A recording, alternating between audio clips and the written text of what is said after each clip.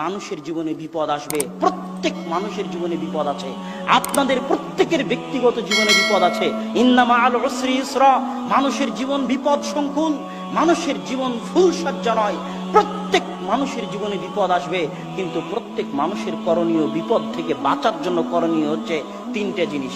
যে বিপদই আসুক আপনাদের সকলের জীবনে, যে বিপদই আসুক, তিনটে জিনিস দিয়ে আপনি বাঁচতে পারবেন। বিপদের কথা শোনা মাত্র হতাশ না হয়ে ওযু করে 2 রাকাত সালাতে দাঁড়িয়ে যান। সবার আগে মানুষকে বলার আগে আল্লাহকে বলুন, আল্লাহ বিপদে পড়েছি, তুমি উদ্ধার করো। এই 2 রাকাত সালাত এত পাওয়ারফুল, এই 2 রাকাত সালাত এত পাওয়ারফুল, এই 2 রাকাত সালাত এত শক্তিশালী, এই 2 রাকাত সালাত এত শক্তিশালী। আমি আমার আম্মার জীবনেও দেখেছি, আমার নিজের জীবনেও দেখেছি, আর আল্লাহর রাসূল আর সারার ঘটনা তো দুনিয়ার মানুষ জানি। এই 2 রাকাত সালাতের চাইতে পাওয়ারফুল সালাত পৃথিবীতে আর নাই। যে বিপদে পড়েন না কেন, এমপি, মন্ত্রী, মিনিস্টার, ডাক্তার, ইঞ্জিনিয়ার, পাড়া পড়োশি, সকলকে বলার আগে কাকে বলবেন? আল্লাহ সুবহানাহু ওয়া তাআলাকে বলবেন। এই 2 রাকাত সালাত আপনার বিপদ দূর করে দিবে। 2 রাকাত সালাত আদায় করার পরে আল্লাহর রাস্তায় দান করবেন, সাদকা করবেন। সাদকা মানুষের বালা মুসিবত দূর করে দেয়, এর অনেক দলিল আছে। 3, ধৈর্য ধারণ করবেন, মুখ বন্ধ করে ধৈর্য ধারণ করবেন। যতই কষ্ট হোক মুখ বন্ধ করে ধৈর্য ধারণ করবেন। পরিবেশ একদিন পরিবর্তন হবেই, পরিবেশ একদিন আপনার পক্ষে কথা বলবেই।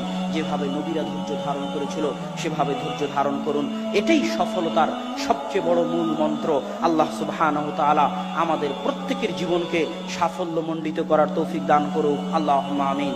এবং আমাদের ব্যক্তিগত জীবন, আব্দুর রহমান, আব্দুর রহিম সহ, জামিয়া সালাফিয়া সহ সবকিছুকে মানুষের বদনজর, মানুষের হিংসা, মানুষের ষড়যন্ত্র থেকে হেফাজত করে ধৈর্য ধারণের সাথে সামনে এগিয়ে যাওয়ার তৌফিক দান করুক, আল্লাহুম্মা আমিন। কেউ সফল হতে চাইলে 3য় পয়েন্ট হচ্ছে তাহাজ্জুদের সালাত আদায় করতে হবে।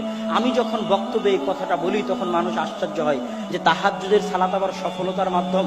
জি, তাহাজ্জুদের সালাত সফলতার মাধ্যম। দলিল, আল্লাহ সুবহানাহু ওয়া তাআলা কোরআনে বলছে, ইয়া আইয়ুহাল মুযাম্মিল কুমিল লাইলা ইল্লা কালিলা নিসফাহু আও ইনকুস মিনহু কালিলা আও জিদ আলাইহি ওয়া রাত্তিল কুরআনা তারতিলা ইন্না সানুলকি আলাইকা কাওলান তাকিলা। হে চাদর যে মুড়িয়ে আছো, উঠো, রাত্রে সালাত আদায় করো।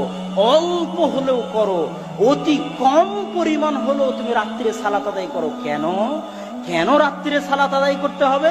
ইন্না সানুলকি আলাইকা কাওলান তাকিলা, আমি অচিরেই তোমার উপর এত কঠিন, এত ভয়াবহ, এত গুরুত্বপূর্ণ দায়িত্ব দিতে যাচ্ছি, যে কঠিন গুরুত্বপূর্ণ দায়িত্ব তুমি পালন করতে পারবে না যদি না তুমি রাত্রে সালাত আদায় করো। আর এক আয়াতে আল্লাহ সুবহানাহু ওয়া তাআলা বলছে, ওয়া মিনাল লাইলি ফাতাহাজ্জাত বিহি নাফিলাতাল লাক আসা আন ইয়াবআসাকা রাব্বুকা মাকামান মাহমুদা। রাত্রে তাহাজ্জুদের সালাত আদায় করুন, কেননা আপনার প্রতিপালক আপনাকে অনেক উঁচু মর্যাদা দিতে চান, আর ওই উঁচু মর্যাদা পেতে চাইলে রাত্রে সালাত আদায় করতে হবে।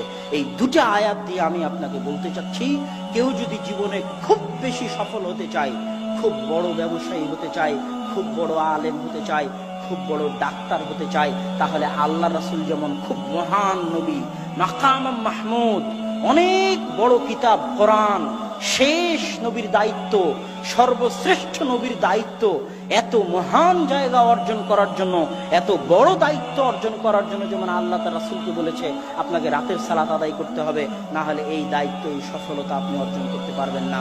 ঠিক প্রত্যেক মানুষের ক্ষেত্রে মানুষ যদি নিজ নিজ জীবনে বড় সফলতা অর্জন করতে চায়, খুব বড় পর্যায়ে পৌঁছতে চায়, তাহলে রাতের সালাতের বিকল্প নাই।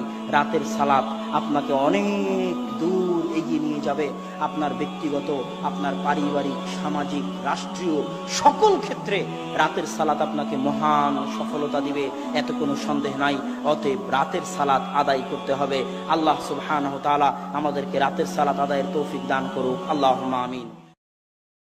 وقل جاء الحق وزهق الباطل إن الباطل كان زهوقا